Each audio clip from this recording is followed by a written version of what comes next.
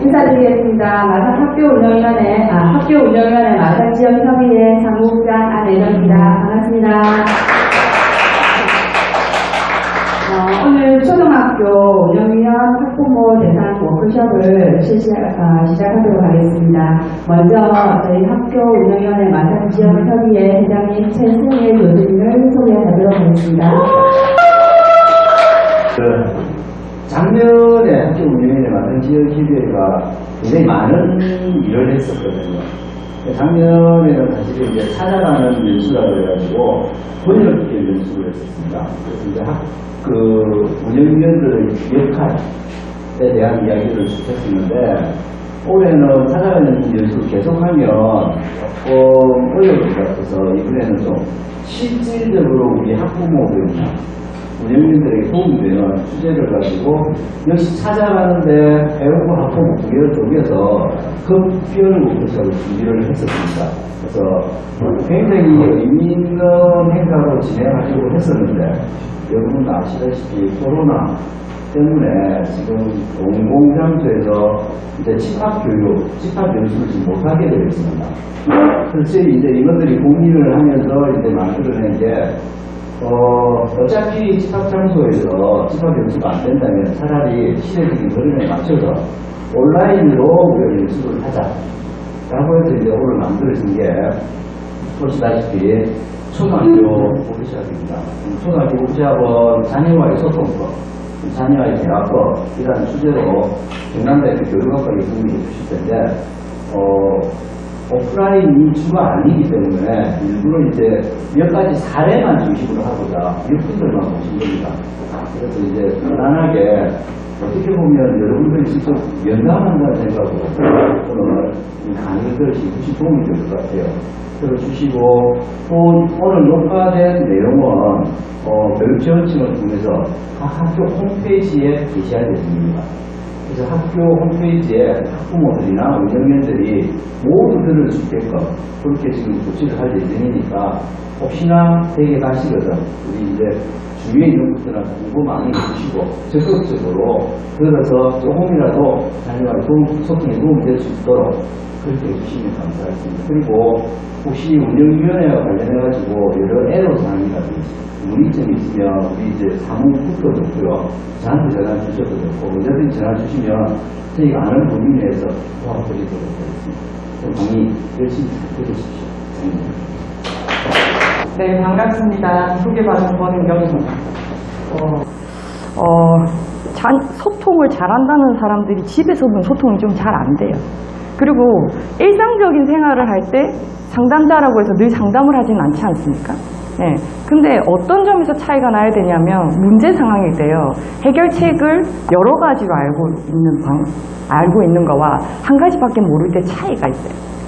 화가 좀 덜 난다고, 제가 굉장히 화를 잘 내는 스타일인데, 몰랐다면 더 많이 화냈을 거예요. 어렸을 때는 그랬어요. 제가 아줌마 나이가 되고 보니 이해되는 지점이 있는데, 아줌마가 되기 전에 아가실 때는 화장실에서 아줌마들이 막 줄 서 있는데, 우리 다 급해서 줄 서 있는데, 막 아직 들어가지도 않았는데 막 바지에 막 이렇게 지퍼를 내리고 막 안절부절하는 아줌마들 보면, 왜 이렇게 격식 없이 왜 저렇게 아줌마들 왜 저러지? 한국 아줌마들 진짜 문제야? 이렇게 생각했는데, 지금 그 나이가 돼서 다시 생각해보니 그 아줌마들이 요실금이었다면 진짜 급했겠구나. 나는 저러면 안 돼, 공공장소에서 저런 행동을 하면 안 돼로 인식하고 있었지만, 그들의 발달상 어린아이가 오줌을 참지 못하듯 나이 들어서도 그랬을 수 있는데, 우리가 그 상황을 몰랐기 때문에 비난하고 욕하고 막 화가 나고 이랬던 거 아닌가.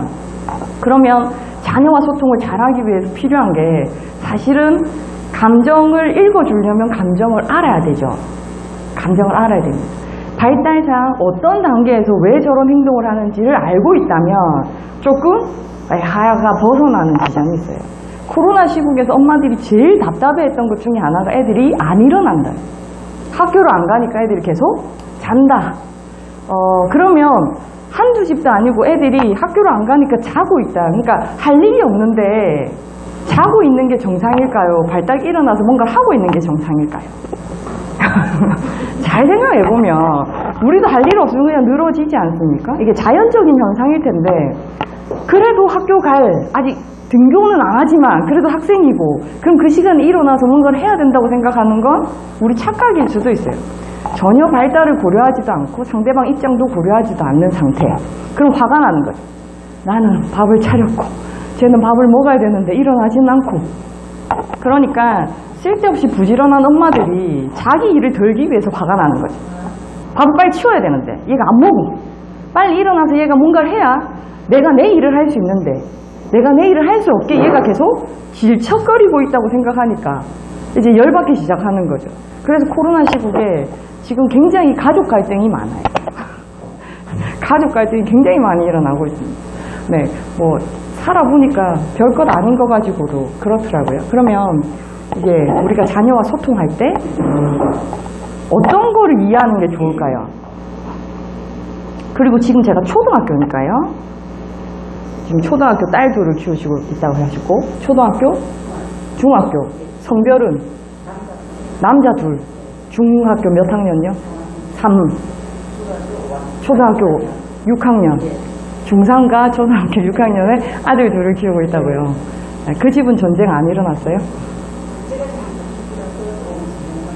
둘째는 사춘기고 첫째는 중3이라 괜찮습니까?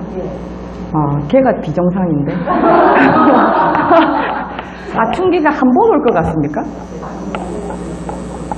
여기 뭐 애를 다 키워보신 분들은 아시겠지만 사춘기 호르몬 분비가 성장 신체적으로 한 5번이 왔다 갔다 해요.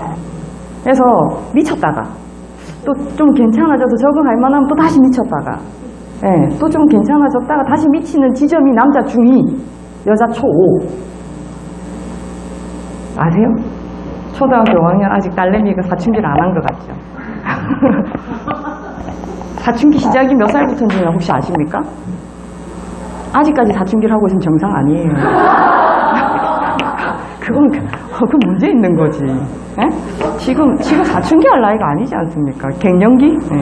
갱년기에. 사춘기 시작. 아이를 키워봤더니 우리 아이가 조금 미치기 시작했다는 걸 알아차린 지점은 사춘기가 한참 진행된 상태예요. 네. 그 전에 아주 아기 같을 때 실제로 9살과 10살 시작합니다. 생리를 시작하거나 2차 발달이 시작하는 게 아니라 호르몬 분비가 달라져요. 그래서 이전에는 씻고 나오면 비누 냄새가 나던 애들이 씻고 나와도 머리 냄새가 나거나 씻고 나왔는데 발 냄새가 나거나 계속 깨끗이 안 씻어서 그렇다고 엄마가 계속 돌려보내는 지점 있지 않습니까? 이게 3학년 때쯤이거든요. 그래서 막 많이 움직여서 그렇다고 생각하는데 호르몬 분비가 달라져요. 우리가 갱년기에 호르몬 분비가 달라져서 우리가 통제할 수 없는 것처럼 지금의 아이들이 굉장히 빠른 시기부터 호르몬 분비가 달라지는데 그때 못 알아차려요. 그때는 애 같거든요. 아직 애 같잖아요. 아직 성장이 일어나지 않아서. 그러고 한 2년쯤 지나면 본색을 드러내기 시작합니다. 네. 왜 본색을 드러낼까요? 사춘기 아이들이 해야 되는 게 뭘까요? 공부라고 얘기하시면 안 돼요. 해야 될 거. 실제적으로 해야 될 거. 놀아야 된다고요? 안 놀려주면서 왜 그런 얘기를 어떻게 놀아야 될까요? 네? 운동? 네, 신체 발달이 진짜 중요합니다. 초등학교 시기에 유아부터 초등학교 시기는 사실 신체 발달에 굉장히 신경을 쓰셔야 됩니다. 키 크는 거는 신경을 쓰는데 운동하거나 신체 발달하는데 별로 신경을 쓰지 않는 엄마들이 많은데 실제로는 훨씬 더 많이 신경을 써주시는 게 좋아요. 그 아이들 뇌 구조를 보셨습니까 혹시?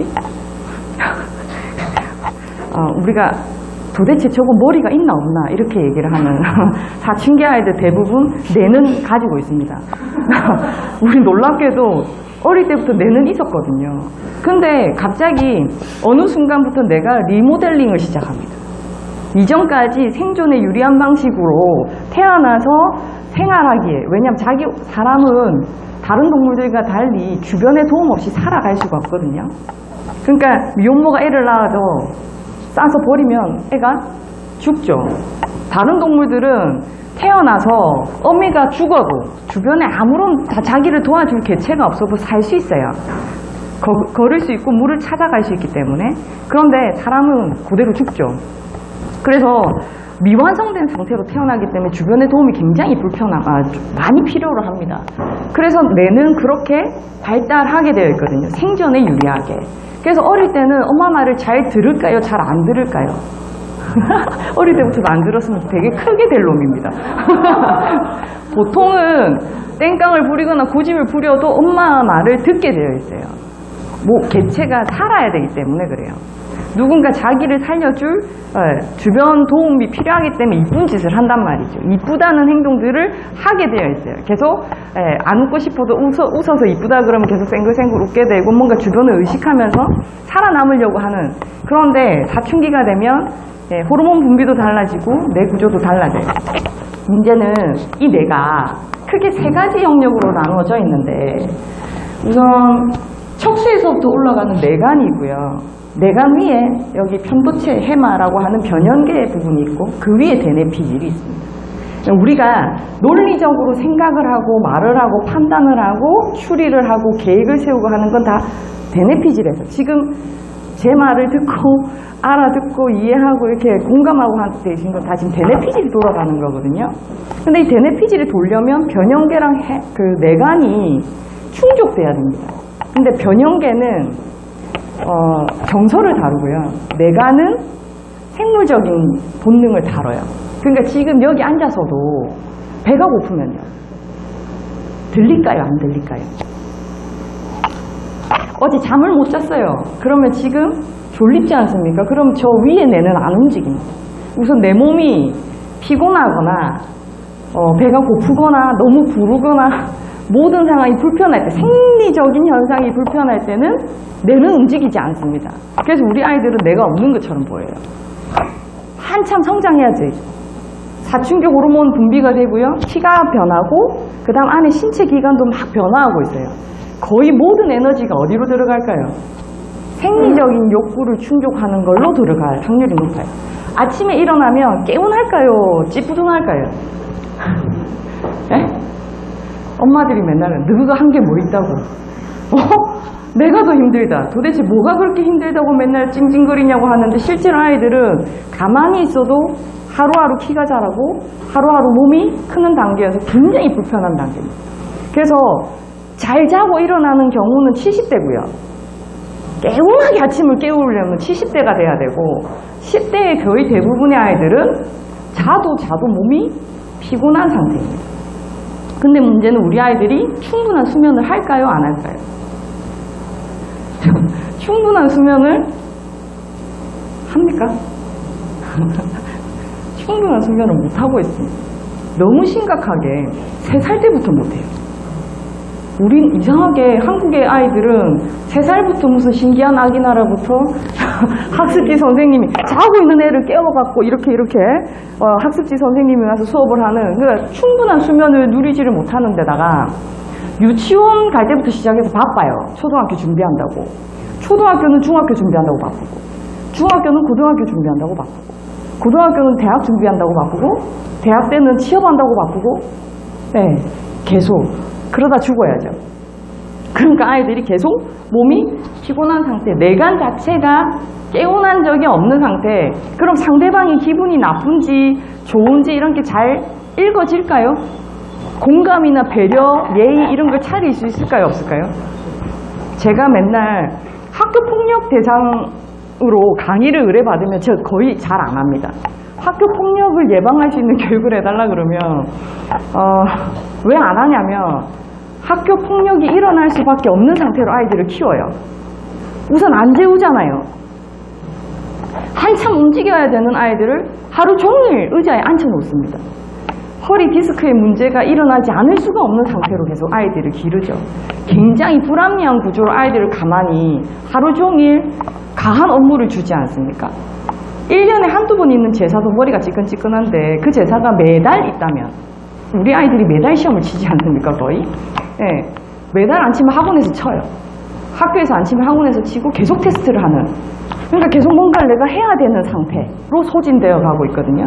그래서 저 뇌관 자체가 안 되기 때문에 제가 기분이 좀 안 좋나? 오늘 엄마가 좀 뭔가 기분이 좋은가? 이런 것들을 파악하려면 변형계가 움직여야 되는데 우선 내관이 안 움직이는 애들은 그걸 잘 몰라요. 길 복도에서 부딪히거나 해도 미안, 다친 데 없어? 이렇게 서로 배려해주고 공감해주고 우리가 생각하는 그 이상적인 아이들을 잘 만나기가 어렵습니다. 우선 그런 아이가 있다 하더라도 학교 생활을 하다 보면 그게 진다고 생각해요. 그렇게 약하게 보이면 당한다고 생각하기 때문에 어쨌든 세게 놔야 됩니다. 그래서 우선 우리 아이들의 뇌 상태는 정상일 수 없다. 365일 중에 하루도 정상인 날이 없다. 그리고 우리가 알아야 될 것 중에 하나가 우리 아이들이 웃고 있다고 그날 기분이 좋은 게 아닐 수 있습니다. 우리 아들이 365일 중에 어느 날 쌩글 웃는 얼굴로 엄마! 이러고 뭐 잘 자는 것 같아. 엄마! 하고 인사를 하길래 너무 반가워가지고 아들 잘 잤어? 근데 갑자기 그 말에 기분이 나빠가지고 에이씨! 이러고 이거는 왜 기분이 나쁠까? 어느 지점에서 기분이 나쁠까 모르겠는데 그 순간순간이 굉장히 달라요. 저희 아들은 정상입니다. 다시 정상적인데도 사춘기 호르몬 분비가 그러면 굉장히 역동적일 수 있어요. 근데 만약에 그 상황에서 저건 내간의 문제다. 저게 왜 나한테 이런 짓을 하지가 아니라 내간의 문제라는 걸 알면 제가 좀 화를 안 낼 수 있어요. 그래서 제가 생각보다 다혈질인데도 불구하고 굉장히 애를 많이 혼내고 많이 소리 지르고 막 그러는 엄마였는데 어느 날 저희 아들이 밥을 먹다가 엄마는 별로 화를 내지 않았다고 얘기를 하더라고요. 그래서 제가 그 소리에 깜짝 놀랐어요. 내가 얼마나 많이 때리고 많이 화를 냈는데 근데 거기에 비하면 아빠는 굉장히 점잖하고 웬만하면 잘 화 안 내고 굉장히 애들 원하는 대로 다 해주는 스타일이었는데 아빠가 화를 더 많이 냈다는 거야. 자기들 기억에. 그러니까 갑자기 아빠가 억울했어요. 이게 뭐 하는 소리고 왜 나한테 이러지? 근데 아이들이 느낄 때 엄마는 소리를 지른 게 자기한테 지르는 게 아니라는 거야. 내가 이러거든. 해놓고는 미안. 엄마 지금 너무 바빠가지고 니한테 이러려고 한 게 아니네. 너무 바빠갖고 막 이러고는 막 저 있는 대로 소리를 지른다고 치면 아빠는 한 번 화를 내면 그건 얘를 뭐라 하기 위해서 낸 거죠. 그러니까 얘 입장에서는 엄마가 화내는 거 우리 엄마 좀 이상하다 오늘. 엄마 좀 상태가 이상한데? 근데 아빠가 화를 내는 거 굉장히 무섭게 오는 거죠. 그러니까 아빠는 한 번 화를 내고 나는 100번을 화를 냈는데도 불구하고 애가 받아들일 때 다르더라는 거예요. 제가 그걸 깜짝 놀랐어요. 공부 안 했으면 큰일 날 뻔했다. 그러니까 우리 신랑 계속 억울한 거죠. 왜 내가 얘기하는 걸 못 알아듣고 엄마 얘기만 저렇게 편을 드냐. 하루는 들어갔더니 저희 아들이 저희 신랑이랑 이렇게 앉아갖고 막 혼이 나고 있는 상황이었어요. 막 내가 들어도 100번 우리 아들이 잘못한 상황, 뭐라 할 말도 없어. 그러면 이렇게 얘기하면 됩니다. 잘못했습니다. 이걸 바라는 거잖아요. 잘못했습니다. 사춘기 아이들한테 바라는 게 별거 없거든요. 그냥 잘못을 인정하면 되잖아. 였어요. 우리 신랑의 말은. 근데 막 이렇게 혼을 내고 있는데 얘 표정이 뭐 어쩌라고 이런 표정으로 이제 아빠를 째려보고 아빠는 막 내가 뭐 틀린 말 했냐고 조금 논리적으로 얘기를 하고 계셨어요. 그러고는 제가 탁 들어갔는데 이제 화가 난 거죠. 얘를 어떻게 키워가지고 애가 지금 이렇게 많아요. 그러니까 지금 제가 파악을 했는데 우리 아들 100번 잘못했어. 여기 하나만 해. 그래서 제가 주영아 이런 얘기하면서 그냥 미안하다 잘못한 거는 잘못했다고 얘기를 하면 되잖아. 근데 왜 이렇게 버팅기고 있냐고. 그랬더니 그때서야 우리 아들이 잘못했습니다. 이게 잘못했다는 걸로 안 들리죠. 잘못했습니다. 했어. 근데 더 열받았어요. 왜 열받았냐면 이때까지 자기가 혼냈을 때 잘못했다고 얘기하면 끝날 거를 안 하다가 엄마가 한마디 하니까 잘못했습니다. 이건 내 말은 안 듣고 엄마 말만 듣고 이게 더 화가 난 거죠. 막 열이 나서 화가 나서 난리가 났어요. 그리고 애를 우선 보냈죠. 잘못했다 했으니까 보냈어요. 그리고 제가 얘기했어요. 우리 아들이 왜 저렇게 지가 잘못해놓고 지가 왜 더 화를 내고 있을까요?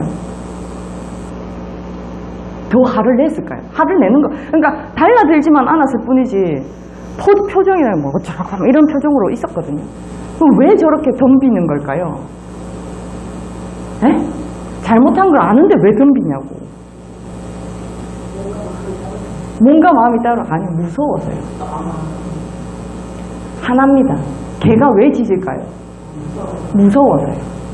상대방이 무섭게 들으면 같이 짖어요. 근데 사실은 꼬리를 내리고 도망을 가야 되는데 어떻게 해야 되는지를 못 배운 거잖아요. 그래서 아빠가 화를 내는데 뭔가 내가 조금이라도 잘했으면 반박했겠지. 달라들었겠죠. 근데 자기가 생각해도 잘못했어. 그러니까 다 반박할 수는 없는 거잖아요. 잘못했는데 뭐 어쩌라고. 근데 무섭잖아. 뭐라 말을 할 수가 없는 상황이에요. 그 상황에서 제가 왔어요. 알려줬잖아요. 이때는 잘못했습니다고 하는 거라고. 근데 어떤 식으로 잘못했습니다를 어떤 뉘앙스로 해야 되는지는 몰라요. 그래서 잘못했어 너 이러고 간 거죠. 그걸 안다면 주파수를 맞출 수 있어요. 진짜 어렵습니다. 그 아들 주파수 맞추기가. 365일 동안 내간이 정상인 날이 없는 데다가 변형계도 굉장히 예민하거든요. 정서적으로도 굉장히 예민한 아이들 키워보셨어요? 별로 안 예민한 큰아들이 있고 예민한 아들이 있으면 예민한 아이 때문에 아니 얘는 안 그런데 얘는 왜 이러지? 그리고 저 엄마처럼 이렇게 좀 섞었으면 좋겠다? 죽도 밥도 안 되는 거죠. 실은 애를 섞으면 어떻게 됩니까? 죽도 밥도 안 됩니다. 이거는 그러니까 얘는 얘의 개성이 있고 얘는 얘의 성격이 있고 그럼 우리가 사실은 얘는 얘 주파수를 맞춰줘야 되고 얘는 얘 주파수를 맞춰야 되는데 그러기에 우리가 피곤한 거죠. 우리의 내관이 정상이 아니니까 우리 기분 좋을 때는 아유 아들 막 이랬다가 갑자기 우리가 피곤해지면 좀 저리 가라 제발 귀찮다 몇 번 말을 해야 되노? 이렇게 되는 것들 그러니까 자녀와 소통을 잘 하려면 기본적으로 우리가 건강해야 됩니다. 우리가 루테인 먹고 뭐 영양제 먹고 우리가 체력을 길러서 우리가 정상이면 받아낼 수 있어요. 지식 없어도 받아낼 수 있어요. 교육학 박사 아니어도 애 잘 키우는 엄마들 내관이 튼튼합니다. 그래서 웬만큼 애가 부딪혀도 아유 뭐 이거 정도야 하고 받아칠 수 있으면 굉장히 훌륭한 엄마 역할을 하거든요. 지식이 중요한 게 아니죠. 제일 중요한 건 내관 상태입니다. 근데 우리가 피곤해지면요. 우리가 해야 될 게 많아. 막 애 씻겨서 보내야 되고 막 뭘 해야 되고 막 할 일이 너무 많다 보면 우리가 피곤해지기 때문에 우리가 아이의 감정도 안 읽히고 다른 것도 읽을 수가 없어요. 그래서 실제 우리가 소통을 잘 하려면 기본적으로는 우리 체력을 길러야 됩니다. 네. 보약을 애를 줄 게 아니라 우리가 먹어야 돼요. 우리가 건강해지면 그러면 애들을 여유롭게 받아줄 수 있습니다. 초등학교 엄마들이 잘 모르는 것 중에 하나 요즘 초등학생이랑 옛날 초등학생이 같을까요? 다를까요? 네, 어떤 점이 틀린 것 같으세요? 예, 요즘 아이들이 화가 훨씬 더 많습니다. 훨씬 더 밖으로 표현을 바로바로 직설적으로 하는 경향들이 있어요. 예전에는 우리는 맞을까봐 참았거든요. 그리고 그 맞는 걸 폭력이라 생각하거나 뭐 고발해야 된다고 생각하지 않고 그냥 당연히 맞았다는 걸 알면 오히려 더 혼날까봐 숨겼단 말이죠. 근데 요즘 아이들은 조금만 불합리한 일을 당해도 다 동영상을 촬영하고 녹음하고 그런 일들이 생겨나는 거죠. 네. 그 가족끼리 사이가 좋은 게 정상입니까? 안 좋은 게 정상입니까?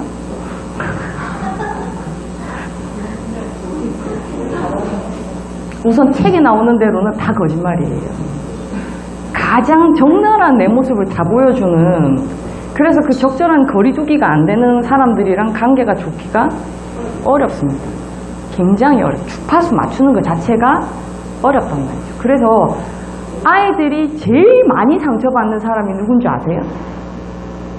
아이들을 상담하다 보면 아이들이 제일 많이 상처받는 사람 본인들은 상처가 없으세요? 있죠. 네, 그 상처 누가 줬어요? 옆집 아저씨가 주진 않았을 거잖아. 왜냐하면 옆집 아저씨는 나한테 중요하지 않거든요. 내가 좋아하지도 않거든요. 그럼 그 사람이 나한테 돌을 던졌다 하더라도 나는 그냥 다음에 안 보면 돼. 근데 문제는 피할 수 없는 관계죠. 제일 사랑하는 사람, 내가 꼭 사랑해야만 되는 사람, 그 가족이라고 치면 그 가족이 가장 상처를 많이 줘요. 가족 때문에 상처를 제일 많이 받습니다. 근데 중요한 거는요, 우리는 우리 부모로부터 상처를 받았고요. 우리는 우리 아이들한테 상처를 줘요. 그래서 제가 늘 제일 많이 하는 말이 미안. 미안 몰랐다. 미안. 화내서 미안. 뭐 소리 질러서 미안. 계속 미안 이렇게 했더니 이제 고3인 아들이 저한테 그랬어요. 엄마는 왜 계속 아무것도 생각 안 하고 미안하다고 얘기를 하냐고. 생각하고 미안하다고 했는데 계속 뭘 미안하냐고 또다시 이렇게 저한테 화를 내더라고요. 아무 때나 미안하다고 하지 마세요. 우리 아이들 입장에서는 미안하다고 하는 게 지는 거라고 생각해요. 엄마가 잘못한 게 아니면 미안하다고 하지 말라고. 그럼 제가 한마디 했어요. 엄마가 미안하다고 해서 지나갈 수 있는 일이면 엄마가 잘못 안 해도 미안하다고 할 수 있어. 그럼 엄마가 한 걸로 알잖아요. 지나고 보면 사람들이 감정적으로 휩쓸릴 때는 베네피질이 안 움직이잖아요. 감정이 가라앉고 나면 그 상황이 진짜 그 사람이 잘못했는지 다른 여건이 있었는지 판단이 될까요? 안 될까요? 판단이 됩니다. 그 순간은 오해하고 갈등이 일어나고 실제로 지나고 나면 그 다 판단할 수 있거든요. 아, 오해했구나, 뭐 잘못 판단했구나. 그래서 그 순간에 뭔가 막 진실을 보여주려고 할 필요가 없어요. 우리가 우리 가족들한테 제일 많이 하는 게 팩트로 사람 죽이는 거죠. 너는 이러. 이거 사실관계가 중요한 게 아니에요. 왜 그 행동을 했을까를 알아차려주는 게 훨씬 더 중요할 수 있거든요. 베네피질은 가족 간에 잘 안 돌아갑니다. 그러니까 남의 자식을 보면 베네피질이 움직여요. 아, 저 엄마 저렇게 애 키우면 안 되는데, 저 엄마 저렇게 하는 게 더 좋을 텐데. 근데 내 일이면요, 안 보여요. 나는 최선을 다하고 있거든요. 그리고 내 진심은 진짜 사랑하니까요. 그러니까 내가 뭔가 틀렸을 거라고 생각하지 않는 경향들이 있어요. 지금 우리 아이들의 내 상태도 잘 살펴봐야 되고 우리들의 내 상태도 잘 살펴봐야 돼요. 감정이일 때 감정이 좀 흘러가게 냅두기만 해도 소통은 훨씬 더 잘 일어납니다. 잠깐만, 나 지금 너무 짜증나서 지금은 네 얼굴을 보고 싶지도 않아. 근데 그 말은 하면 안 되지만 잠시만 좀 시간이 필요할 것 같은데 라고 한 발짝만 해주고 나도 제가 제 감정을 알아차리거나 다스릴 수 있거든요. 주파수를 맞추기가 훨씬 더 쉬워진다는 말이에요. 네. 그래서 저걸 아셔야 되고요. 제가 아까 요즘 그러면 초등학생과 옛날 초등학생의 차이점, 화가 많은 거 말고 또 무슨 차이점이 있을까요? 신체 발달도 빠르죠. 네. 또요.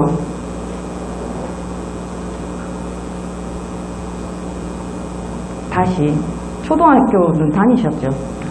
네. 아, 우리도 한참 초등학교를 다니던 시절이 있지 않았습니까? 우리가 초등학교 다닐 때 지금 아이들처럼 학원을 많이 다니셨습니까? 놀았죠. 우리는 학원을 만약에 다닌다 하더라도 좀 있는 집에서 뭐 공부랑 관련해서 주선학원 정도? 그리고 지금처럼 보습학원을 초등학교 1학년부터 이렇게 다니는 게 아니라 뭐 피아노 학원, 있는 집 애들이 미술 학원 정도? 뭐 그 정도였지. 지금처럼 뭐 국영수 막 이렇게 학교 학습을 보충하기 위해서 다닌 경우는 없죠. 밤늦게까지 학원을 뺑뺑이 돌릴 이유도 없고. 그래서 제 기억으로는 거의 그 태극기가 내려오는 시간까지 운동장에 항상 친구들이 바글바글 있었어요. 고무줄 뛰기를 하면 그걸 끊고 지나가는 남자애들 때문에 머리 잡고 싸우고 뭐 이런 일들이 비일비재하게 있었지 않습니까? 공기놀이를 하는데 그때 딱 반반이었던 것 같아요. 그 공기를 돈을 주고 사서 이렇게 한 통 가득 들고 있는 그 재산인 거죠. 근데 그게 없으면 돌멩이 주워서라도 그냥 5개만 있으면 되니까 갖고 놀았단 말이죠. 그럼 지금 애들은요? 우리 그거 수업 시간에 가르쳐요. 비석치기, 공기놀이. 왜 그냥 가만히 냅두면 놀 거를 왜 가르치고 있습니까? 놀 줄을 모르니까요. 왜 어쩌다가 우리 애들은 놀 줄 모르게 됐을까요?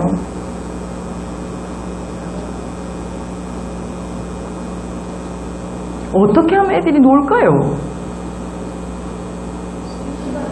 시간이 없어요. 시간이 나면 자야 되죠. 피곤하니까.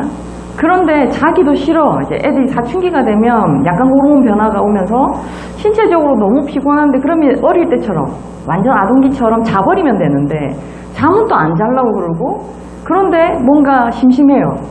놀 수는 없고 근육은 발달되어져 있지 않고 그럼 애들은 스마트폰을 보거나 TV를 보거나 그냥 그렇게 계속 뇌파만 번잡하게 만드는 가정으로 놀아버리는 거죠. 엄마들이 전혀 원하지 않는 방식으로 아이들은 놀게 돼요. 그래서 이렇게 얘기해요. 그냥 휴대폰 좀 그만하고 나가 놀아. 근데 나가도 똑같아요. 놀이터에서 다 각자 휴대폰을 보거나 각자 닌텐도를 들고 각자 게임을 하고 놀고 있습니다. 잘 노는 아이들 보신 적 없죠? 왜 이런 차이가 일어날까요? 우리랑 다르다는 걸 인지하셨으면 우리랑 다르게 소통하고 다르게 키우셔야 되는데, 기본적으로는 2008년생 이후랑 2008년생 이전이 달라요. 2008년생 이전의 아이를 놓고 키운 엄마들 입장에서는 아이의 가장 큰 적은 TV였어요. 애 봐주는 비디오가 있고 TV가 있고. 근데 우리나라는 너무 친절하게 온 동네 온 가게마다 다 TV를 켜놓기 때문에 아이들이 그 TV를 보는 시간이 굉장히 많았거든요. 근데 2008년 이후 그 언저리로 태어난 아이들은 태어나면서 동시에 스마트폰으로, 스마트폰을 유모차에서 바로 더블 클릭을 하는 아이들이요. TV는요, 채널을 아이들이 함부로 바꾸지 않습니다. 털어져 있는 대로 볼 확률이 있죠. 집에서나 리모컨 작동을 하지만 그것도 그렇게 3초 단위로, 3분 단위로 바꾸진 않거든요. 그런데 스마트폰은요, 더블 클릭해서 자기가 원하는 컨텐츠를 보다가 재미없으면 바로 제껴요. 그러니까 지금 초등학교 선생님들이 아이들 집중력이 굉장히 산만하다고, 집중력이 없다는 얘기들 굉장히 많이 합니다. 너무 산만하다. 애들 입장에서는 선생님을 더블 클릭해서 지우고 싶은데 선생님이 안 지워지는, 이 수업 너무 지루한데 이게 안 넘어가는 거지 않습니까? 그리고 수업 시간에 뭔가 바로바로 즉각적으로 댓글을 달거나 소통을 할 수 있는 그런 미디어 구조로 살았고요. 우리는 그냥 일방적으로 주는 거죠. 주는 걸 누가 잘 만들어서 던져준 걸 그냥 잘 받아 먹기만 했어요. 지금 아이들은 그 방송이 마음에 안 들면 다음에는 이런 걸 해달라, 이 요구들을 계속 즉각적으로 하는, 상호작용하는 아이들. 이게 가장 큰 차이점이에요. 그러면 선생님들이 수업을 어떻게 준비하는 게 좋을까요, 초등학생들은? 그럼에도 불구하고 수업을 잘 하시는 선생님들은 1시간 수업 안에 굉장히 다양한 자극들을 끊어서 줍니다. 뽀로로처럼요. 뽀로로가 1시간짜리가 3분 50초짜리의 작은 테마들이 계속 바뀌어요. 크롱 집에 갔다가 루피 집에 갔다가, 그래서 애들이 1시간을 보고 이렇게 만들어주는 거거든요. 그러니까 수업도 그런 식으로 자극을 해주면 아이들이 컨텐츠를 잘 볼 수 있는 거죠. 그러면 우리 아이들이 책을 보지 않고 저렇게 스마트폰에 의존하고 이런 것들은 문제가 되지 않습니까? 이건 좀 어떻게 해야 될까요? 스마트폰 사용 계속하게 놔둬도 됩니까? 그냥 못하게 하는데 계속하죠. 왜 못하게 하세요? 그냥 하루 종일 들고 있으니까요. 가슴에 손을 얹고, 우리는 그 시대에 안 태어났어도 스마트폰을 하루 종일 들고 있을 수 있습니다. 카톡 했다가 정보 찾았다가, 그쵸? 우리가 태어나면서 스마트폰이 없었던, 굉장히 낯설게 무선 전화와 휴대폰과 이거를 겪었던 세대임에도 우리가 굉장히 빠르게 이렇게 몰입하는데, 아이들은 훨씬 더 빠르게 태어나자마자 접했으니 불안해 보이는 거죠. 불안해 보이죠? 불안을 어떻게 잠재워야 되는가? 자, 전기가 없던 시절이에요. 갑자기 전기가 생겼어요. 캄캄하면 아무것도 못하다가 저녁에도 불을 켜놓고 할 수 있는 게 많아졌어요. 전기가 돌기 시작하니까 계단도 안 걸어가도 되고 엘리베이터로 버튼 누르면 올라가고 너무너무 편안한 세상이 생겨나는 거죠. 그때 그 이전 시대를 살았던 사람들은 전기가 누전돼서 감전되면 사람이 죽고 폭발하면 화재가 일어나고 엄청나게 위험한 물건인 거죠. 전기는 잘못 다루면 위험해. 그러니까 옛날로 돌아가야 돼. 지금 이 애들이 뭣도 모르고 계속 전기를 좋다고 하는데 이 상태로 놔두면 큰일 나. 그래서 전기의 사용을 줄였을까요? 아니면 전기가 더 발전했을까요? 다시요. 스마트폰을 막으면 막아집니까? 안 막아집니다. 스마트폰을 보고 있는 건 우리가 그렇게 살아있지 않아서 불안한 건 있지만 실제로 막아지는 문제가 아니에요. 그리고 스마트폰 시대를 사는 아이들이 배우는 방식과 우리가 배우는 방식이 달라요. 그래서 우리가 보는 입장에서 아이들은 계속 뭔가를 잘 못하고 안 하는 것처럼 보이는데 그게 정상일 수 있어요. 제가 제일 크게 와닿았던 건 뭐냐면 항상 미리 뭔가를 배우지 않으면 따라가기가 어려울 수 있다. 굉장히 지식이 많이 발달하는 시대에 뭔가 우리 세대는 누가 뭔가 미리 배웠던 아이들이 훨씬 더 수월하게 빨리 성취를 보였기 때문에 지금 그래서 3살부터 한글을 가르치고 막 이런 일들이 일어나지 않습니까? 근데 실제로는 우리 아이들은 미리 배우는 건 다 잊어버리더라는 겁니다. 자기가 필요하지 않은 지식들을 금방 잊어버립니다. 그리고 놀랍게도 자기가 필요한 거는요, 누가 가르쳐 주지 않아도 금방 습득해요. 금방 습득하더라는 거죠. 저는 학과 공부는 아니지만 나름대로 그 아이들의 문화생활을 위해서 어렸을 때부터 운동이라든지 뭔가 나중에 커서 필요한 것들을 미리 가르쳐 줬거든요. 중학교를 올라갈 때쯤에는 초등학교 6학년 겨울방학에는 남자아이들이었으니까 남자아이들끼리 놀러 갔을 때 그 놀이를 잘 못한다는 건 남자아이들한테 좀 치명적일 수 있거든요. 그러니까 남자아이들이 농구를 잘 못한다, 농구 게임을 해야 되는데 축구를 해야 되는데 축구를 잘 못한다, 이건 공부를 못하는 것보다 훨씬 더 치명적이에요. 친구 관계를 하거나 이럴 때. 그래서 어려서부터 농구 레슨을 시키고 농구부를 뜯고 막 그 축구는 자기들이 안 할래 해서 농구를 시키고 야구단에 넣어서 뭐 리틀 야구를 시키고 막 이런 짓들을 많이 했어요, 제가. 그래서 그렇게 하다가 중학교를 들어갈 때쯤에는 이제 당구장을 갈 수도 있고 볼링장을 갈 수도 있고 탁구장을 갈 수도 있는데 이것도 미리 경험을 시켜줘야겠다. 그래서 사실 겨울방학 내내 그 아빠가 당구장에 가서 당구 가르쳐주고 그래서 당구장에서 짜장면을 시켜 먹고 뭐 이런 짓을 했어요. 나름 선행교육이라고. 네. 그래서 웬만한 놀이는 우리 아이들이 중학교, 고등학교를 다니면서 다른 애들한테 처지는 건 없었는데 우리 아들이 딱 하나 안 배운 게 있다면 이제 고수톱이었어요. 화투를 못 배웠어요. 화투를 딱히 가르칠 생각도 없었고 자기들이 치려고 하지 않았기 때문에 안 배웠는데 고등학교 2학년 수학여행을 가서 아이들이 이제 그 고수톱을 칠 줄 아는 아이들과 못 치는 아이들이 있는데 밤에 같이 놀려고 하니 할 게 없는 거죠. 그래서 이제 그 잘 치는 놈들이 이걸 가르쳐 주면서 이거 좀 같이 놀자 이렇게 된 거죠. 그러다가 잘 치는 애들 입장에서는 그냥 단순한 놀이로 이걸 한 게 아니라 항상 도박으로 이런 것들을 하는 걸 배웠기 때문에 뭐 한 판에 얼마 아니더라도 돈을 걸고 하자라고 얘기를 한 거예요. 그래서 저희 아들이 3박 4일의 수학여행 동안 거의 잠을 안 자고 3박 4일 내내 고수톱을 쳤다. 그러고는 이제 처음에는 못 쳤는데 나중에는 이제 돈 내기를 했다. 그래서 갖고 간 돈을 다 틀려온 줄 알고 어떻게 했어? 이렇게 물었더니 따온 게 아니에요.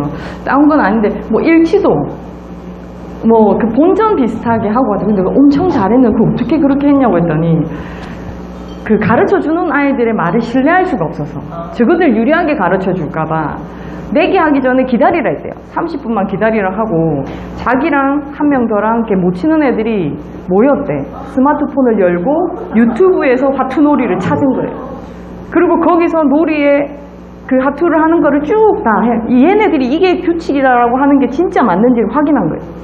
그리고 40분 동안 학습을 한 거죠. 그리고 실전에 들어갔어요. 깜짝 놀랄 일이지 않습니까? 학교 수업을 이렇게 해야 되잖아. 학교 수업을.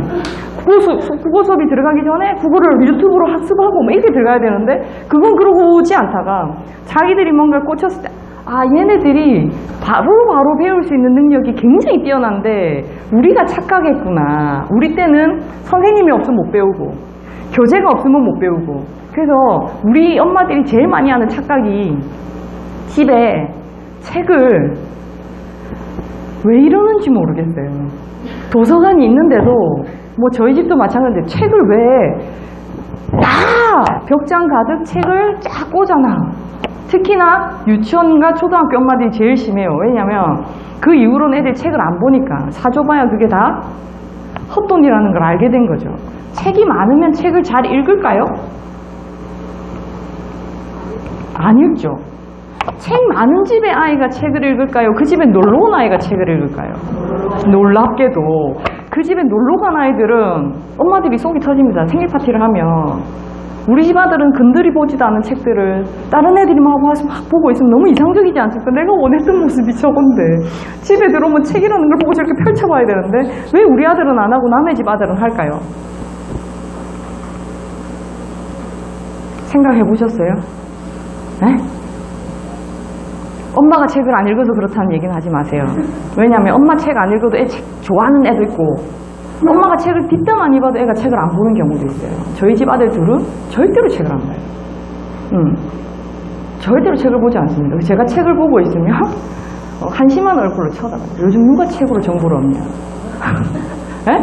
동영상 다 나오는데 참 답답하게 산다. 뭐 이런. 에? 그리고 엄마가 책을 보고 있는 걸 보고 나도 책을 읽어야지 이런 생각이 전혀 들지 않습니다. 엄마 일하는구나. 그래서 문 닫아주고 나가요. 그러니까 괜히 애들 앞에서 폼 잡고 책을 읽는 걸 보여준다. 애들이 다 알아요. 엄마 쇼하네. 이때까지 자다가 갑자기 내 들어오니까 책 펴고 이런 거 안단 말입니다. 에? 그러니까 그러면 어떻게 해주면 좋냐. 잘 보세요. 우선은 집에 책장 가득 책이 있으면 처음 들어올 때나 신기하죠. 그게 늘 그 자리에 꼽혀져 있어요. 어떤 상태가 되냐면 그냥 벽지가 돼요. 벽지. 그게 전혀 호기심이 가지 않아요. 근데 남의 집에는 우리 집에 처음 왔으니까. 그게 이제 호기심과는 뭔가 우리 집에, 자기 집에 없는 뭐가 있으면 이거 뭐지? 하고 보는 거죠. 그러니까 실제로는 책꽂이에 책을 쫙 전집을 사서 꽂아 놓는 순간 읽지 말라는 소리랑 같습니다. 전집은 흐트려도 안 되잖아. 엄마들 또 성질 있는 사람들 1번부터 또 순서 맞춰야 되고 말이야. 이러면 애들이 볼 수가 없어요. 그 편하게 꺼내 볼 수도 없는 상태. 그리고 전집을 사면 1권부터 50권을 처음부터 끝까지 다 보는 애들이 있습니까? 없습니까? 절대로 없습니다. 그 중에 책이 한 권이 꽂힐까 말까. 그럼 그 한 권만 100권을 볼 수는 있는데 50권을 전부 다 꺼내서 보는 일은 잘 없어요. 발달상도 없어요. 그럴 수가 없거든요. 그림에 꽂힐 수도 있고 스토리에 꽂힐 수도 있으나 좋아했던 책은 끝까지 소유하려고 하지만 실제로 그 나머지는 그냥 다 벽지라고 보시면 돼요. 아이들 뇌를 전혀 자극하지 않습니다. 그리고 더 중요한 건 뭐냐면 그렇게 책이 많은 아이들은 책에 관심이 없어요. 엄마들이 왜 한글 가르치려고 막 기역, 니은, 가나다라, 막 숫자판 막 이런 게 붙여놓지 않습니까? 그럼 그거 보고 공부하든가요? 공부 안 하든가요? 그냥 어지러워져 있는 벽지일 뿐이에요. 그건 전혀 아이들 뇌를 자극하지 않습니다. 그걸로 공부하는 애들은 없어요. 그럼 어떻게 해줘야 될까요? 우리 아이들이랑 요즘 청소년과 우리가 다른 또 하나는 우리는 개발도상국의 대한민국에 태어났고요. 우리 아이들은 선진국의 대한민국에 태어났어요. 선진국 아이들이 막 바쁘게 막 직장을 구해야 되고 일을 해야 되고 뭐 이런 게 있나요? 선진국은 우리가 생각할 때 선진국의 아이들은 굉장히 여유로웠습니다. 부러웠잖아요. 근데 개발도상국은요. 글로 가야 되기 때문에 굉장히 바지런했었어야지만 된다고. 내가 뭔가를 한 것이 바로 결과로 나타났었거든요. 선진국의 아이들은 그렇지 않습니다. 그러니까 지금 우리 아이들은 우리랑 다른 대한민국에 살고 있어요. 그래서 뭔가 막 바쁘게 뭘 막 하라 그러면 왜 그래야 되죠? 밥을 못 먹고 살까봐 걱정했던 건 우리 세대고요. 지금 아이들은 아니 먹을 게 천지로 있는데 무료 급식소도 많은데 정 안 되면 그렇게 먹으면 되지. 뭐 배고플까봐 뭐 보릿고개를 겪었던 아이들이 아니지 않습니까? 그게 상상이 안 가요. 그래서 그 아이들을 자극할 때 계속 헝그리 정신을 얘기하시면 안 돼요. 그 아이들은 전혀 배고프지 않습니다. 그러니까 그렇게 소통하려고 치면, 그러니까 엄마의 가치관으로 소통을 하려고 하면 아이들은 뭔가 엄마가 틀렸다는 건 감지하지만 내가 정상적으로 움직이지 않기 때문에 반박할 수는 없는 거죠. 그래서 불편함만 쌓아요. 무의식적으로 쌓게 됩니다. 그러면 정서가 편안할까요? 불편할까요? 불편하겠죠. 네, 불편한 상황을 겪습니다. 제가 이게 대표적인 피아제 인지 발달 이론인데 나이에 따라서 어린아이와 어른의 인지가 다르다고 얘기한 사람이 최초로 피아제라는 사람이 있습니다. 인지 발달에 대해서 얘기를 했는데 아이들이 어른과 같다고 생각했을까요? 다르다고 생각했을까요? 지금도 어린아이들이 어른과 같다고 생각을 한다면 화나는 지점들이 많아요. 어른들이 봤을 때 니도 생각이라는 걸 하면 이러면 안 되는 거 아니가? 이런 얘기들을 하게 되거든요. 근데 실제로 아이들은 어른들처럼 발달되어져 있지 않아서 그까지 생각을 못하는 경우가 훨씬 더 많습니다. 모르는 게 많기 때문에 무서운 것도 많아요. 알게 되면 놓아질 수 있지만 몰라서 겪는 것들, 실제로 그 발달 단계에서 초등학생이 제일 지금 피아제로 얘기하면 초등학교 때 가장 인지 발달이 빠르고 많이 일어납니다. 우선 피아제 발달은 4단계가 있다고 지금 되어 있는데 크게 2단계예요. 감각기관을 통해서 내가 발달하는 시기가 있어요. 물고 빨고 냄새 맡고, 그래서 오감을 통해서 아이들 내가 발달하는 시기, 감각운동기라고 불리는 시기. 이거 0세에서 2세 아이들은 뇌를 통해서 뭔가 판단하거나 이러지 않고 무조건 입에 넣고 확인을 하는, 그래서 물질적인 걸 확인하죠. 그래서 그때 아이들은 그냥 휴지라는 걸 보고 이게 휴지야, 저거는 수국이야, 이렇게 인지적으로 교육이 일어나지 않는 단계입니다.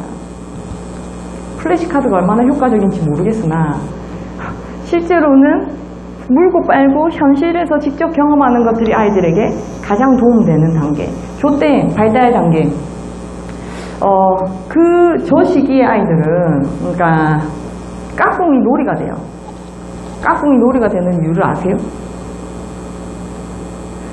아니, 엄마가 뭐 이렇게 수건 같은 거를 가려서 갑자기 없다가 자기 눈앞에 까꿍 하고 이렇게 얼굴을 탁 보여주면 까르르 웃고 막 재밌어 하지 않습니까? 왜 이게 놀이가 되냐면 그 수건 뒤에 엄마가 안 보이는 건 없다고 생각하는 단계거든요. 안 보이는 거, 자기 눈에 확인되지 않는 건 없다고 생각했어요. 수건만 보이지 엄마는 보이지 않았기 때문에 분명히 없는데 갑자기 엄마가 까꿍 하고 나타나면 이게 마술인 거죠. 그래서 그게 재밌다고요. 또다시 까꿍, 그렇게 물 보이는 거와 실제적인 것들을 구분하지 못하는 단계, 저게 놀이가 되다가 조금 더 커서 까꿍 놀이도 합니까? 계속? 지금 우리 아들한테 까꿍 하면 주먹이 날라올 수도 있는데 장난쳐요, 이렇게 할 수 있지 않습니까? 인지 발달이 일어나고 나면 이거는 놀이가 되지 않아요. 근데 그 뒤에 전조작기 아이들이 하는 놀이는 뭐냐면 숨바꼭질이에요. 숨바꼭질 할 때 조작기가 3가지가 있는데요. 사물을 다루는 시기를 조작기라고 합니다. 사물을 다룰 수 있어요. 이제 물고 빨고 하지 않고 이게 뭔지 판단할 수 있고 이렇게 뭘 다룰 수 있는데, 구체적인 물건이 있을 때 다룰 수 있는 시기가 있고, 구체적인 물건을 줘도 못 다루는 전 단계, 전 조작기가 있고, 구체적 물건 없이 형식으로, 상상으로만 조작 가능한 단계, 형식적 조작기가 있어요. 추상적 사고는 만 11세 이후부터 가능합니다. 우리로 치면 초등학교 5학년 이후의 아이들이 추상적 사고가 가능하다는 말입니다. 그래서 교과 과정도 3, 4학년 구체적 조작기 아이들에게는 사회교과라고 치면 아이들이 실제 접하고 있는 사회에 관련해서 가르쳐줘요. 우리 동네를 알아봅시다, 뭐 이런 거잖아요. 그리고 만약에 수를 가르친다고 하더라도 우리가 쓰는 자연수와 관련돼서 가르쳐요. 그렇죠? 그러니까 현실 속에서 충분히 경험할 수 있는 구체적으로 조작 가능한 것들이 수업 자료가 돼요.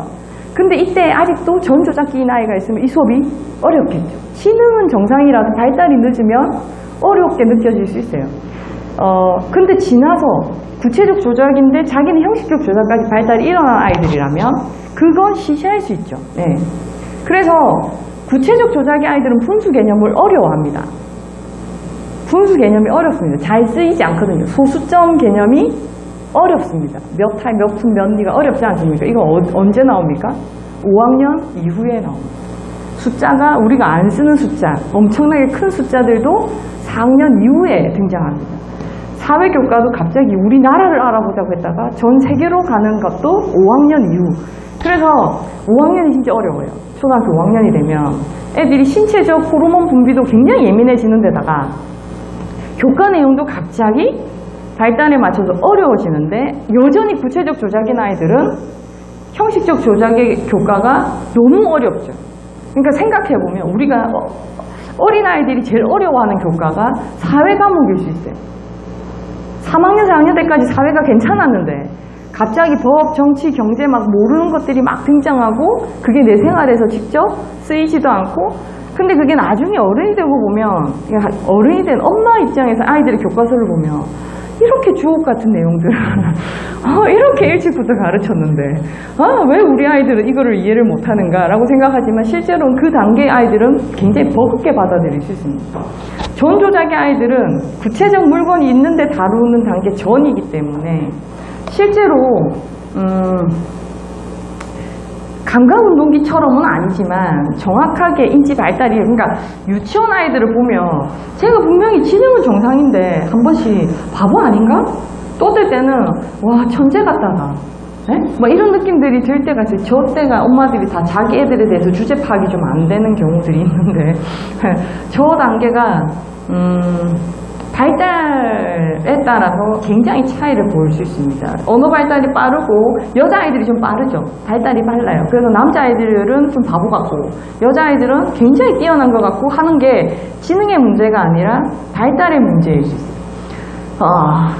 그래서 그 전조작기 아이들이 아까 숨바꼭질 한다고 했는데 저 유치원 아이들이 숨바꼭질 되게 좋아하는데 유치원 아이들하고 놀아줄 때 숨바꼭질 술래 해보셨죠?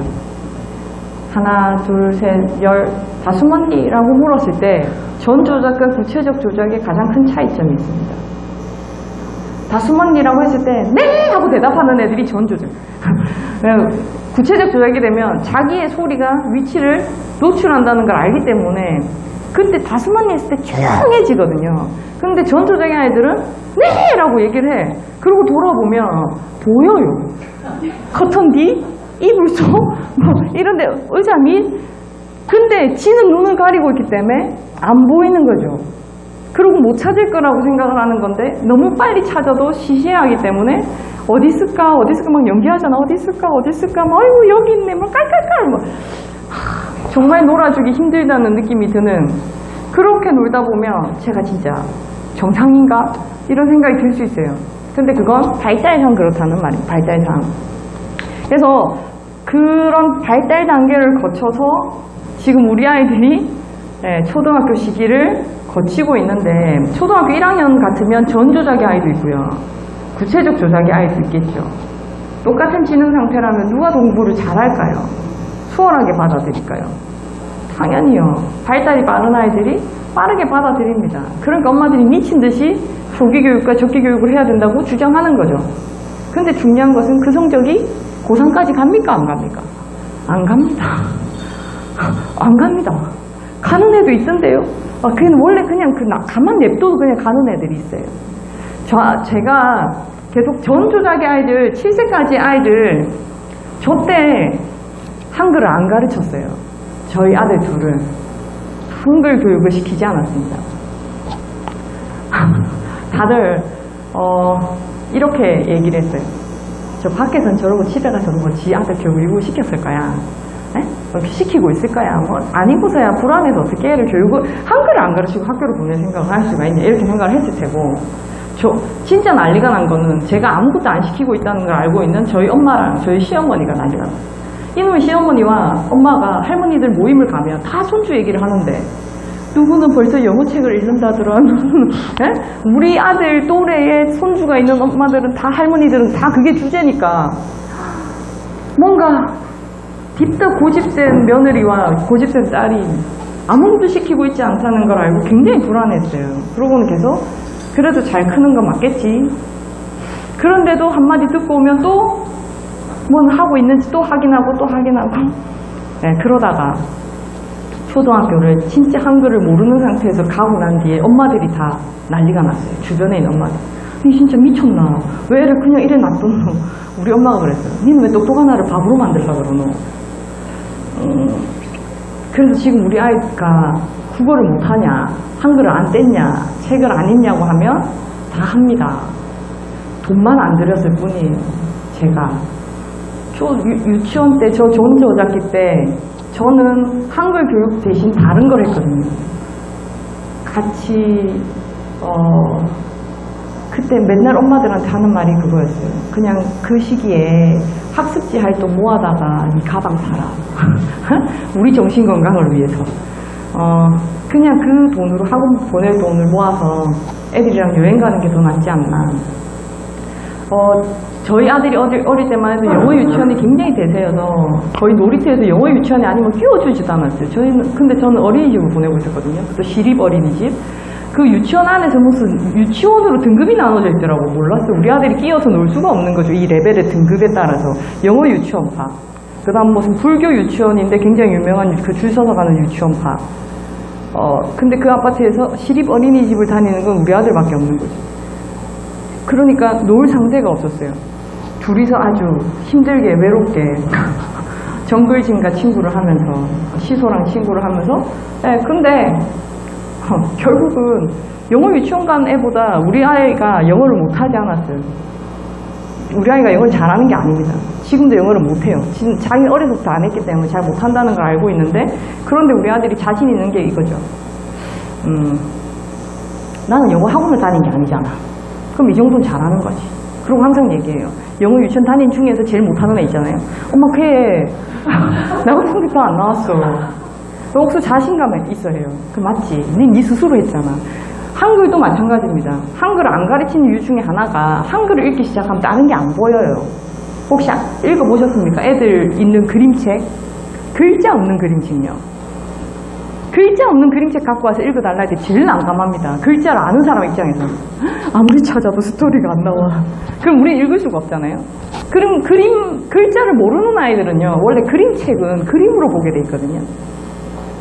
글자가 작게 되어 있습니다. 한글 읽기용 그림책은 한글이 크게 되어 있고 그림이 좀 배경처럼 되어 있지만 대부분의 그림책은 그림이 중요거든요. 그럼 이런 거 있잖아요. 책을 엄마는 스토리를 읽어주는데 이 페이지를 다 읽어서 넘기려고 하는데 갑자기 애가 엄마 잠시만 그럼 전 빨리 읽고 자야 되는데 잠시만 하는 순간 속도가 늦어지니까 스토리가 지나갔잖아요. 네? 다음 스토리를 읽어주는데 우리 아이는 뭘 보냐면 그 그림 보고 있었어요. 아니 그림 다 안 맞단 말이거든요. 그럼 막 보다가 또 갑자기 앞을 막 뒤져. 앞에 있는 그림과 뒤에 있는 그림을 막 비교해요. 인어공주를 실컷 읽어줬어요. 스토리를 열심히 읽어줬는데 우리 아들이 이딴 식의 얘기를 하는 거예요. 와, 그러니까 엄마 인어공주랑 왕자가 생일이 같다는 말이죠. 야 이마 책에서 그런 내용이 없었는데 무슨 인어공주 생일이 갑자기 왜 나와. 근데 인어공주는 지 생일날 다리를 달고 육지로 올라왔고요. 그 배 위에서 왕자는 생일 파티를 하고 있었어요. 생일이 같다는 거예요. 나는 하나도 생각하지 않아요. 스토리에 없는 내용 따위는 궁금하지도 않았거든요. 근데 그림을 보는 아이들은 그게 보인다는 말입니다. 이러면 한글을 몰라도 저 혼자 생각해줘. 오, 천재인데. 오, 천재인데. 대단해. 근데 그림을 읽기 시작해야 책의 재미를 아는데요. 그걸 계속 글자를 가르치면 어떻게 될까요? 의미 없이 신문을 읽으면 뭐합니까? 내용이 안 들어오는데. 글자 다 읽어요. 한글 좋아하면 다 읽을 수 있어요. 문제는 그게 이미지로, 색깔로, 이게 이렇게 연결이 안 되는 경우가 있지 않습니까? 긴 글로 넘어가려면 그 묘사되어 있는 장면이 글이 그림처럼 와닿아야 되거든요. 근데 우리 아이들이 경험한 바가 없어요. 그림책을 글자로 읽었어요. 그러면 실제로 책을 좋아하게 될 확률이 없어요. 제가 우리 아들이 한글을 모르고도 정상이 아니고 굉장히 똑똑하다는 느낌이 언제 들었냐면 간판을 읽었어요. 그래서 저는 한글을 모르는데 어떻게 간판을 읽었지? 대단하다라고 생각했는데 엄마 저기 피아노 학원요. 네가 피아노 학원 어떻게 알아? 간판을 봤더니 그때서야 피아노가 그려져 있는 게 보였어요. 치과를 지나가는데 저기 병원이다가 아니라 치과다라고 정확하게 얘기를 하길래 치과를 어떻게 알지? 초록색 그 십자 안에 이빨 모양이 있는 거예요. 근데 글자를 아는 우리 입장에서는 그림이 하나도 안 보였어요. 지나가다가 간판에 글자를 읽었지 그림을 읽은 적이 없거든요. 근데 글을 모르는 아이들은 그림을 읽어요. 그 그림을 충분히 읽고 자기 것으로 만드는 것에 7살까지의 시기가 필요합니다. 그래서 독일은 그 7살 이전의 아이들에게, 그러니까 아직 인지 발달이 전조자 낀 아이들에게 독일어를 엄마가 집에서 따로 가르치면 벌금 물려요. 우리처럼 이렇게 이상한 구조로 애들을 빨리, 그리고 한글을 5살에 가르치면 거의 1년에서 2년이 걸려요. 그쵸? 1년에서 2년이 걸리는 작업인데 6살에 하면요? 이게 6살에 하면 더 짧죠. 7살에 가르치면요 6개월에서. 네. 제가 우리 아들이 초등학교 들어가서 큰 놈은 따로 가르친 적이 없어요. 다행히 초등학교 1학년 때 선생님이 연세가 많은 분이셨는데 한 학기 내내 글자를 강요하지 않으셨어요. 그냥 자연스럽게 교과 과정에서 지나가셔가지고 우리들은 1학년하고 정확하게 교육 과정대로 뭐 아이들이 학원에서 다 배워서 한글을 안다 하더라도 전혀 거기에 개의치 않고 자기 진도대로 나가셔가지고 저는 저희 첫째가 어떻게 한글을 배웠는지 몰라요. 그리고 2학기쯤 돼서 받아쓰기를 할 때 당연히 잘 모르니까 100점을 받아오진 않았지만 막 문제될 정도로 글을 모르진 않았기 때문에 그냥 자연스럽게 지나갔어요. 근데 연년생 아들 밑에 둘째는 너무 젊은 선생님을 만났어요. 근데 이 열정적인 젊은 선생님이 학습량을 높이기 위해서 4학년 때부터 4월부터 받아쓰기를 시작을 한 거예요. 그래서 우리 아들이 저는 이제 큰 놈이랑 비슷할 거라고 생각했는데 똑같은 학교에 1년 차이로 학교를 들어갔기 때문에 너무 당연히 너무 편안하게 아이를 학교를 보냈는데 갑자기 4월에 우리 아들이 이렇게 얘기했어요. 엄마 바다 어떻게 써? 이렇게 물어보니까 이제 드디어 한글에 관심을 가지는구나. 그래서 바다 써줬죠. 바다. 이러더라고요. 그럼 갔어요. 그럼 우리 아들 울고 왔어요. 막 짜증을 부리고 울고 난리가 난 거예요. 왜? 무슨 일이 있었는데 친구랑 싸웠어. 막 놀래가지고 막 애가 짜증을 내고 오니까. 그랬더니 이제 알림장을 본다고 가방을 열었는데 보지 마세요! 막 이러더라고요. 그래서 내가 왜? 이러고 가방을 여는데 그 안에 이제 구겨진 받아쓰기가 바다를 써달라는 게 아니고 받아쓰기 한다는 말이었는데 바다만 써준 거예요. 바다만. 엄마가 전혀 관심 없는 엄마가 바다만 써줬으니까 바다 나오지도 않았는데 그래서 펼쳐봤더니 뭐 다 모르니까 다 틀렸죠. 30점을 받았더라고. 그래가지고 나도 친구들이 바보라 했다고 막 울고 난리가 났어요. 우선은 교육과정을 제대로 못 챙긴 엄마의 문제가 크고 그 속에서 막 상처받아갖고 막 애들이 논리 다 100점 거의 다 100점 받고 많이 틀린 놈이 80점 받는 그 시험지를 30점을 받았으니까 멀쩡하게 생겼는데 바보라고 막 애들이 놀리기 시작했고 자기의 첫 학교 생활의 첫 이미지는 바보로 낙인 찍히는 한 번도 유치원에서 들어본 적 없는 그런 반응을 받았기 때문에 굉장히 상처받아 왔었어요. 근데 제가 시험지 이렇게 보다가 근데 주영아 이거 3개는 어떻게 맞았어? 엄마는! 그러더라고요. 야 니는 근데 한글을 배운 적이 없잖아. 다른 애들은 뭐 5살, 왜냐면 유치원 때 분명히 그런 걸 아니까요. 지는 안 할라 했거든요. 5살, 6살, 7살 때 한글 배운 애들이잖아. 그럼 한글 아는 게 당연한데 이거 어떻게 맞췄어? 대단한데? 이거는 누구 이름에 뭐고요? 이건 누구 이름에 뭐고요? 이게 유치원 때 계속 책상이랑 신발에 붙어져 있던 이름에 모은 글자가 조합된 걸 맞춘 거예요. 3개씩이나. 그래서 주영아 친구들한테 가서 얘기해. 바보라고 놀리면 나는 스스로 한글을 깨쳤다. 난 한글 배운 적이 없다. 모르는 걸 틀리는 거? 근데 우리 아들이 그게 제 말이 통했을까요? 안 통했을까요?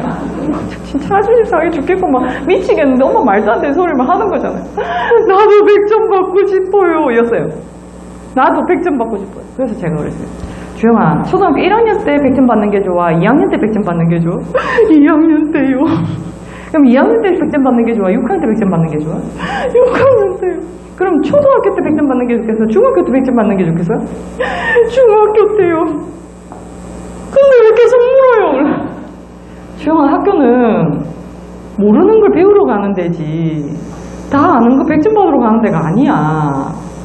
모르는 걸 부끄러워하면 배울 수가 없는데 지금 100점 받는 게 뭐가 중요해. 어차피 넌 한글 다 알게 될 텐데. 그래도 더 싫은 게 뭐냐면 틀린 걸 10번씩 써오라는 거야. 미칠 노릇이지. 글을 써본 적이 없는 애를. 그러니까 그래서 엄마가 한글 가르쳐 줄까? 그랬더니 하겠대요. 자존심이 상한 거죠. 근데 보니까 선생님이 다음 주 시험 칠 걸 미리 줬어. 못 봤죠, 내가. 내가 놓친 내 문제죠. 다시 줬어요. 그러고는, 우선은 가나다라, 구몬 같은 데서 뭐 하는 글자판이요. 그걸 가지고 이렇게 기역, 가, 갸, 거, 이렇게 손에 따라서 한 번씩 읽었어요. 쓰게 하지 않고, 쓰는 건 받아쓰기 틀린 거 적어가는 것도 너무 벅차니까, 가, 갸, 거, 겨 읽어요. 또 다음날 가, 갸, 거, 겨부터 쭉 글자판을 한 번씩 읽었어요. 그렇게 일주일이 지나고 난 뒤에는 중간 이 글자 뭐야? 이 글자 뭐야? 이제 쓰지는 못하더라도 글자를 읽을 수 있는, 실제로 8살 아이에게 한글을 가르쳐 보신 적이 없을 것 같아서 하는 말인데, 우리가 8살에 학교에서 한글을 한 달 동안 가르치게 돼 있습니다. 교육과정상. 근데 제가 가르쳐 본 바에 의하면 1주에서 2주면 끝나요. 글자 읽는 게 끝나더라는 말이죠. 1주에서 2주면 끝납니다. 근데 이거를 지금 5살부터 한글을 가르치겠다고 어마무지한 돈과 비용을 들여서 한글은 통글자가 아니거든요. 그냥 조합하면 읽을 수 있는 글자지 않습니까? 그리고 그렇게 따박따박 읽기 시작하면 받아쓰기를 100점 받는 게 중요한 게 아니죠. 맞춤법은 계속 어렵습니다. 언제까지 어렵습니까? 지금까지요. 지금도 우리 뭐 글자 쓰려면 이거 맞나 안 맞나 확인하지 않습니까? 근데 뭐 애들한테 100점을 기대해. 그 초등학교 과정이 잘 모르는 어휘, 비슷한 말과 반대말과 이런 어휘를 계속 알아가면서 글자를 깨치는 시기거든요. 초등학교, 구체적 조작기인 초등학교의 거의 대부분은 국어만 해도 끝나요. 그래서 정말 중요한 건, 발달해서 정말 중요한 건 그림책을 글자책으로 넘겨주는데 엄마들의 역할이 훨씬 더 중요해요. 그림책에서 글자책으로 넘어줄 때 그 주인공의 스토리와 감정과 이런 것들을 간접적으로 같이 소통해주면서 이야기를 나눠주는 거. 너는 이 입장이었으면 어떻을 것 같아? 엄마 같으면 정말 눈물 났을 것 같은데? 너는 이런 소통들이 일어나는 것들이 훨씬 더 아이들에게 도움을 줍니다. 긴 글책으로 넘어가려면 어떻게 해야 될까요? 그림책은 애들이 그나마 보잖아요. 그리고 초등학교 저학년 때 선생님이 꼭 책 읽고 뭐 숙제 오라 그러면 다 그림책만 갖고 와. 글자책 읽으려는 애들이 잘 없거든요. 근데 실제로는 글자책이 훨씬 더 스토리가 풍부하고 재밌는데도 그림이 없기 때문에 불편해하는 단계가 저 초등학교 단계거든요. 저 때 긴 글책을 읽을 수 있으면 뒤로 공부는 훨씬 수월합니다. 실제로 지금 웬만한 학원 보내는 것보다 국어만 제대로 되면요. 애들이 중학교에서 성적이 무너지는 이유 중에 하나가 교과서의 글자를 못 읽어서입니다. 교과서 못 읽는 애들이 생각보다 많고요. 지금 제가 대학에서도 학습 코칭을 해보면 성적은 너무 잘 받았는데 교재 못 읽는 애들이 너무 많아요. 전공책을 못 읽어요. 어떻게 성적을 냈냐 그러니까 그냥 선생님들이 다 요약해서 프린트물 내줬고 그거 딸딸딸 외워서 문제 푸는 것만 애들이 배워야지 실제로 글을 읽어서 그걸 생각으로 표현하는 것들이 제대로 되는 아이들이 잘 없다는 말이죠. 지금 초등학교 발달에 가장 중요한 건 책 읽기입니다. 국어입니다. 그리고 그 이외의 것들은 사실은 아이들 인지 발달에 안 와닿아서 가르쳐봐야 아무 소용이 없어요. 수학을 미리 선행을 시켜봐야 아무 소용이 없어요. 아까 제가 얘기했지만 한글도 적기에 제때 배우면 2주면 끝나지 않습니까? 수학도 마찬가지입니다. 너무 어려서부터 이해도 안 되는 수학을 지리지리한 게 길게 갖고 있으면 어떤 느낌이 드냐면 나 수학 잘 못하는데 수학 너무 힘들어. 수학이 제일 힘든 이유가 뭔지 아세요 혹시? 학습지가 어려운 이유. 학습지는 하시면 여기 학습지 선생님 없으시죠? 제가 학습지는 사라져야 될 공부방법 중에 하나인 게 저희 외할머니가 저를 진짜 좋아했어요. 그래서 제가 외할머니 집에 가면 외할머니 유일한 낙은 내가 밥 먹는 거였어요. 근데 나는 제 외할머니한테 잘 보려고 밥을 좀 잘 먹기 시작하면 어떤 일이 일어나냐면 아이고 잘 먹네 하고 계속 줘. 다 먹어가는데 이제 다 먹고 놀아야지 하는데 아이고 잘 먹네 하고 또 퍼주고 또 다 먹으면 또 퍼주고 소화도 시킬 겨를 없이 계속 밥 다 먹고 나면 과일 주고 막 계속 할머니 집에 가면 계속 먹을 거를 줘서 행복한 게 아니라 죽을 지경이었어요. 그러니까 나중에는 계속 할머니 집에 갈 때 밥대를 피해서 가고 뭔가를 계속 배가 아프다 그러고 그러니까 그렇게 되는 거죠. 지금 우리 아이들이 학습지로 공부를 시작하면 문제는 끝이 안 나요. 문제집은 한 건이 끝났다가 있잖아요. 나는 올해 몇 건을 풀었다 이런 게 있지 않습니까? 학습지는 종이 쪼가리로 와요. 종이 쪼가리로 와서 이번 주 걸 다 풀었어요. 그러면 몇 건이 다 풀면 다음 주에 양이 늘어나. 그쵸? 계속 소화도 안 된 상태에서 끝이 나지 않는, 그리고 계속 진도가 점점 더 어려워지고, 예, 계속 추가되거든요. 이건 아이들이 공부를 딱 싫어하게 만들 제일 좋은 방법입니다. 제일 싫어하게 만들 수 있는 방법이에요. 차라리 올해 국어 문제집 한 것, 수학 문제집 한 것, 이렇게 풀어야 될 게 있고, 이거 다 풀고 나면 쉴 수 있다, 방학이 있다는 게 있어야 돼요.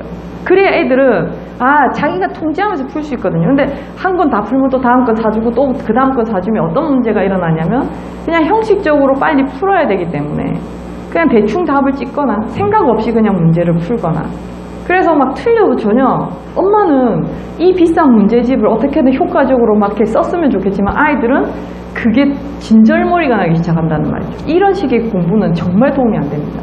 더군다나 초등학생은 문제풀이 자체를 가르치지 않는 게 훨씬 더 좋습니다. 문제풀이의 기술은 저 형식적 조작이 중학교 이후가 되면 배울 수 있어요. 요런 식으로 하면 훨씬 더 문제풀이가 효과적이, 그러니까 학습 코칭이 들어가는 건 초등학교 때가 아니에요. 기술을 배우면 안 돼요. 훨씬 더 폭넓게 그냥 글을 읽고 이해하고 생각해보고 소화시키고 하는 것들이 충분히 필요한 단계. 그래서 발달 단계에 맞춰서도 실제로 초등학교는, 저는 초등학교 엄마들한테 거의 대부분 잘 재워주십시오. 내관을 위해서 잘 재워주십시오. 초등학교의 평균 수능 시간은 12시간 이상이어야 됩니다. 초등학교 저학년은 사실은 학교 마치고 낮잠도 자야 되는 아이들입니다. 유치원에서도 마찬가지고요. 충분히 잔 아이들은 인성이 문제가 되지 않습니다. 근데 우리가 12시간 이상 안 재워요. 애들도 전구 불빛 때문에도 각성되어 있어서, 그러니까 잠을 못 자는 아이들이 화가 많을 수밖에 없어요. 잠 잘 재워야 되고, 그 다음에 해야 되는 게 뭐죠? 잘 먹어야 됩니다. 잘 먹어야 크지 않습니까? 지금 초등학생들이 다이어트를 시작하면 키가 안 크죠. 근데 지금 가인 영양 수치 때문에 다이어트를 한다고 하지만 실제로 좋은 음식을 잘 먹여야 되는데 그게 중고등학교 때 가면 어렵습니다. 집에서 밥 먹는 횟수가 줄어들고요. 그리고 더 바쁘게 움직이다 보면 자기들끼리 뭐 편의점에서 먹거나 이러는 경우들도 있기 때문에 엄마가 통제가 되지 않지만, 유일하게 엄마가 통제해서 밥을 먹일 수 있는 게 초등학교라고 치면 초등학교 아침 식사. 저는 아침은 꼭 밥을 먹여야 된다라고 생각하지 않습니다. 근데 애들이 밥을 안 먹으면 엄마들이 주로 뭔 짓을 하냐, 뭘 갈아서 먹여줘요. 이렇게 안 씹어 넘어가서 그런다는데 아침은 씹어 먹는 게 좋거든요. 씹어 먹는 게 훨씬 더 좋아요. 자극됩니다. 근데 잠이 많이 오는 아이들이 아침밥이 맛있을까요? 맛이 없을까요? 맛이 없어요. 그러면 밥을 맛있게 먹을 수 있는 방법. 제가 했던 방법은 지금 굉장히 간단한데요. 아침에 삼겹살 구우면 됩니다. 아침에 삼겹살 2줄만 딱 구워버리면요. 많지 않죠? 바나나를 갈면 이따만큼 한 컵을 먹어야 되는데 그게 부담스럽단 말입니다. 근데 삼겹살은 딱 구우면 그 열량과 에너지가 한 3-4조각이면 끝나요, 1인분이. 그거는 간단하게 입에 들어가거든요. 그리고 씹죠. 그죠? 단백질 충분히 공급되죠? 아침에 그닥 배가 고프지 않아요. 그리고 제일 좋은 점은 아침에 잠이 덜 깼는데 바나나 주스 냄새가 안 나잖아요. 후각적으로 시신경 그 미각을 건들리지 않는, 밥맛에 돋구지 않는단 말이죠. 근데 아침에 삼겹살을 딱 구우면요. 우선 자다가도 냄새가 나 배 안 고픈데 우리 엄마 왜 저러지 하지만 나갈 때쯤 돼서는 이거 몇 개만 입에 넣고 가라고 했을 때 마지못해서 넣지만 그게 그 냄새 때문에 먹고 싶은 욕구가 생겨요. 그래서 고기를 거의 아침마다 구워줬어요.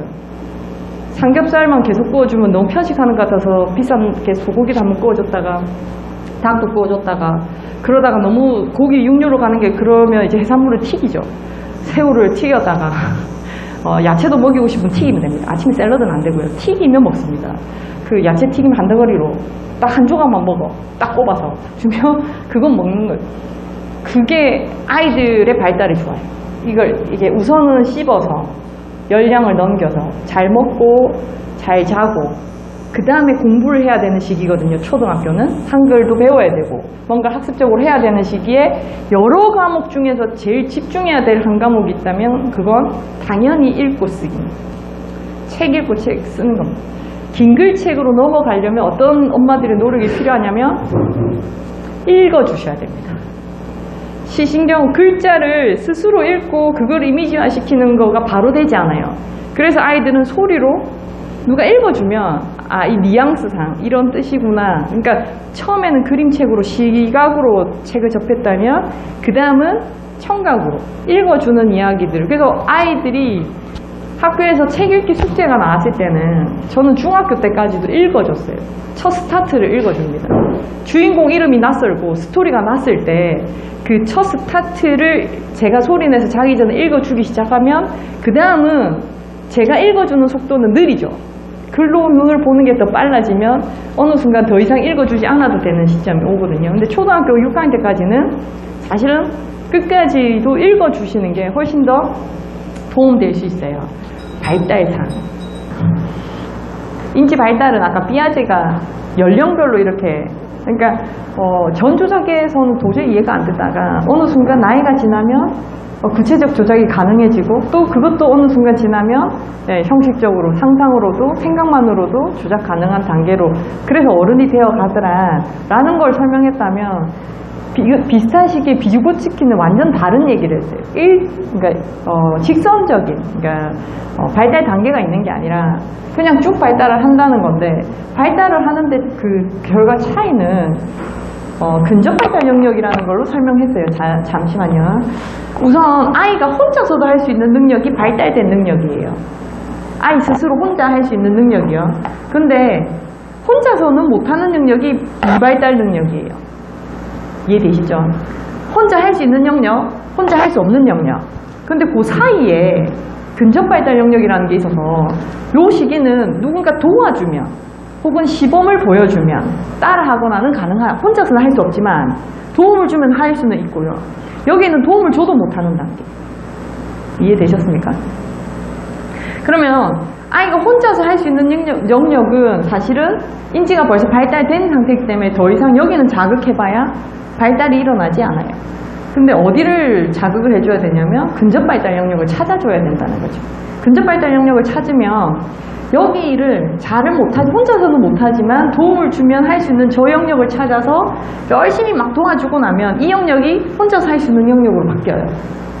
그리고 이 위에 혼자서 할 수 없던 그리고 도움을 줘도 못했던 영역이 다시 근접 발달 영역으로 바뀌는 거죠. 그러면 또 여기를 열심히 도와주면 또 이게 혼자서 할 수 있는 영역으로 바뀌고 요 위에 혼자서 할 수 없었던 영역이 근접 발달 영역으로 바뀌어요. 그래서 아이들은 그 근접 발달 영역을 이렇게 찾아서 도와주는 것이 인지 발달에 도움이 된다라고 주장했던 게 비고츠키 이론이고요. 저렇게 치면 지금 우리가 아이들을 막 영재원을 보내는 것 타고난 영재가 아닌데 교육을 통해서 영재가 되는 건 이 이론으로 설명이 가능합니다. 자, 보세요. 우리 아이가 태어나서 인지 발달이 요만큼 되어 있어요. 7살이 돼서 유치원을 갔단 말입니다. 근데 똑같이 만약에 3명의 아이가 있다고 치면 이만큼 발달된 아이도 있을 테고 이만큼 발달된 아이도 있을 거지 않습니까? 셋 다 발달이 달라요. 근데 만약에 수업을 선생님이 평균을 잡았어. 그래서 이 아이의 근접 발달 영역에 놓고 수업을 한다고 치면 이 아이는 도와줘도 못하는 영역, 이 아이는 혼자서도 할 수 있는 영역, 이렇게 세 아이에게 똑같은 수업을 하게 되면 누가 인지 발달이 일어나냐면 가운데 아이만 인지 발달이 일어나요. 혼자서 할 수 있는 아이들은 이 아무리 자극을 줘도 여기는 도움되는 영역이 아닌 거죠. 약간 더 어려운 단계를 가야 되는 거고요. 이 아이는 너무 어렵기 때문에 그 수업을 듣는다고 해서 전혀 아무런 도움이 안 돼요. 제일 어리석은 게 뭐냐면 우리 아이가 전교 꼴찌라고 칩시다. 근데 갑자기 어느 날 공부를 해야겠다는 생각이 들었어. 공부를 못하는 아이들이 공부를 해야겠다는 생각이 들면 주로 누구한테 가서 묻냐면 그 반에 1등한테 가서 물어요. 야, 니 어디 학원 다녀? 너 참고서는 뭐 써? 뭐 이런 걸 물어보지 않습니까? 그래서 실컷 알아왔어요. 이 아이가 이렇게 얘기한 거죠. 나 미국 드라마 보다가 영어 다 뗐는데 그래서 얘가 얘 상태도 아니면서 미국 드라마를 열심히 보면 어떤 일이 일어납니까? 이게 아무것도 들리지 공부가 되지 않아요. 얘는 이 영역이 근접 발달 영역에서 도움이 되는 거지만 얘한테는 도움이 안 된다고요. 그래서 전교 1등이 가는 학원은 우리 아이가 가면 안 되는 학원이에요. 우리 아이가 가야 되는 학원은 우리 아이의 발달 영역에 맞는 학원. 그러면 객관적으로 분석해야 됩니다. 국어는 지금 어느 수준이고 수학은 어느 수준이고 그쵸?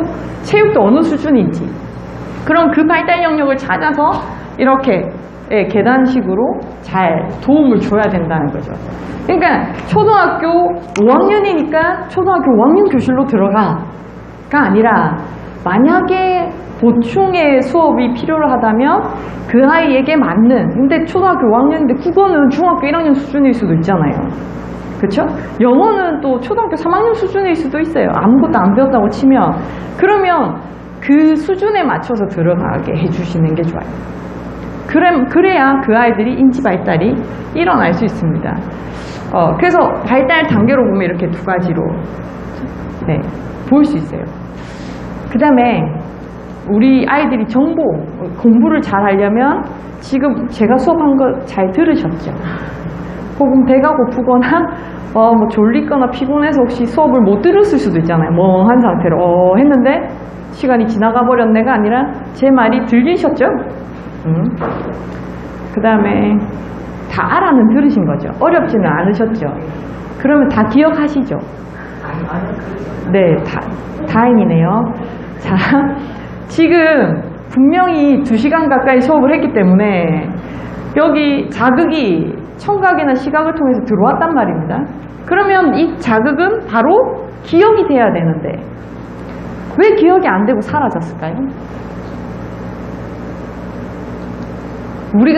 제가 맨날 하는 말이 도대체 몇 번을 말을 해야 되노? 몇 번을 돌아서면 또 까먹고 돌아서면 또 까먹고 언제요? 엄마가 언제 그랬어요? 뭐 이런 아이들이랑 막 싸우다가 요즘 제가 역으로 그 소리 듣습니다. 도대체 엄마는 몇 번을 말해야 됐냐고 자기가 지난번에도 얘기하지 않았냐고 근데 기억이 안 나요. 네, 분명히 우리 기억 속에 자극이 들어오면 그냥 기억해버리면 좋겠지만 정보 처리 과정을 굉장히 다양하게 겪습니다. 우선 지금 들은 수업이요. 감각기억이라는 곳에 들어옵니다. 귀를 통해서 시각을 통해서 정보가 들어와요. 들어오는 게 보이시죠? 들리시죠? 네, 들어왔다고요. 분명히 들어왔어요. 귀신이 코칼 노릇인데 사라져요. 거의 2시간을 그대로 똑같이 얘기하실 수 있는 분이 있을까요? 없을까요? 없어요. 그럼 저도 다 못해요.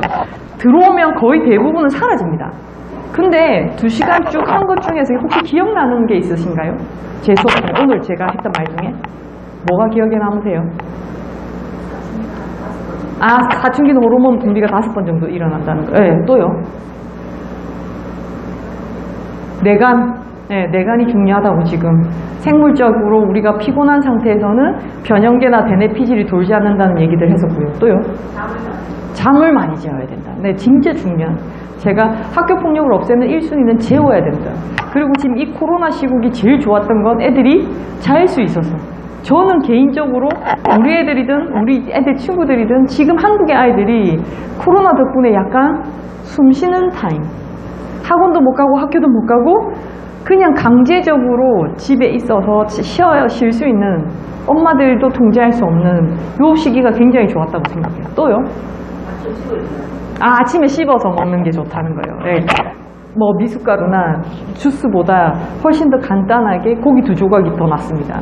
씹어서 먹을 수 있는 것들요. 네. 밥을 꼭 먹지 않아도 되고 국 이렇게 막 차릴 필요도 없어요. 저는 그렇게 차릴 수도 없었고요.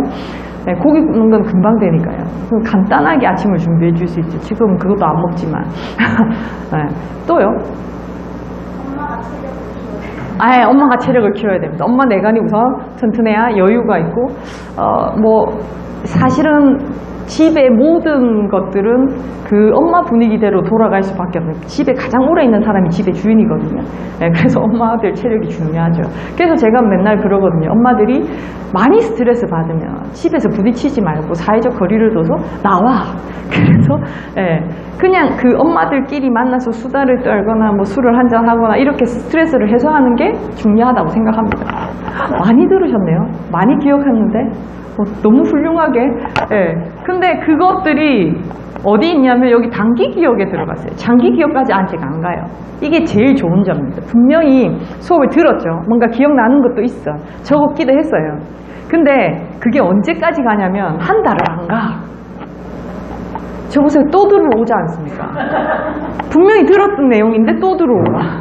10번을 듣고 나서 한 일주일은 생각이 나는가 하다가 또 사라집니다. 거의 대부분 사라집니다. 단기 기억에만 있지만 거의 대부분 사라진다고요. 이게 장기 기억으로 갈 때는 완전히 부호가 바뀌어서 가요. 그러니까 우리가 컴퓨터에 작업을 저장할 때 우리는 모르지만 0과 1의 숫자로 변환돼서 들어가지 않습니까? 청각적인 거든 시각적인 거든 우리가 정보를 받아들였을 때 그게 그대로 시각적 자료로 들어가거나 청각적 자료로 들어가지 않습니다. 그래서 우리 기억은 늘 왜곡되어져 있습니다. 압축해서 넣거든요. 우리가 저장하기 용이한 상태로 넣어요. 그리고 여기에 막 보관을 하고 있죠. 장기 기억에까지는 넣었는데 이거를 인출하지 못하면, 끄집어내지 못하면 쓸 수가 없어요. 그러니까 이런 거 있잖아. 분명히 영화 봤는데 나 그 영화 봤는데 그게 뭐더라. 장기 기억에 있는 건 알아요. 근데 그게 인출이 딱 안 되는 경우들 있죠.